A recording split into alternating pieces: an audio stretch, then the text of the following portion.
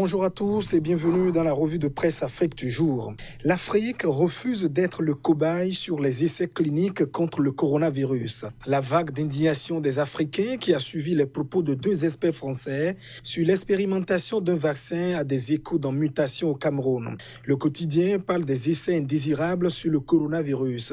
L'hypothèse évoquée de vaccins testés en Afrique suscite colère et indignation, croit savoir la parution.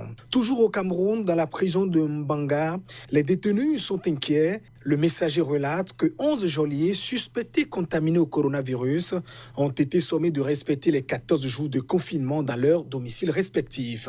Et pendant ce temps, la parole de Paul Biya, le président camerounais, se fait rare, ce qui fait dire à la Voix du Centre que Paul Biya est confiné dans son palais alors que les Camerounais attendent de sa part un discours sur les mesures pour contrer le Covid-19. En Côte d'Ivoire, c'est l'attitude des Ivoiriens qui risque de remettre en cause les efforts du gouvernement.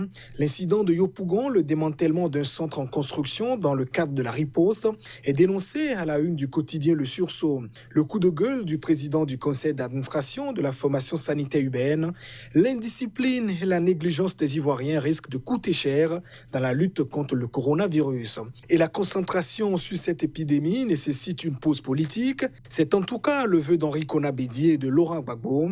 Ils demandent de tout arrêter pour maîtriser d'abord le Covid-19. Information rapportée ce matin par Le Nouveau Réveil. Le Sénégal, lui, a célébré ce samedi les 60 années de son indépendance. Célébration sobre, Covid-19 oblige, et au journal Direct Néo de s'interroger. 60 ans d'indépendance du Sénégal et après. En boucle avec le Mali, où la justice défend son indépendance, les magistrats refusent toute velléité d'immixtion de l'exécutif dans le judiciaire.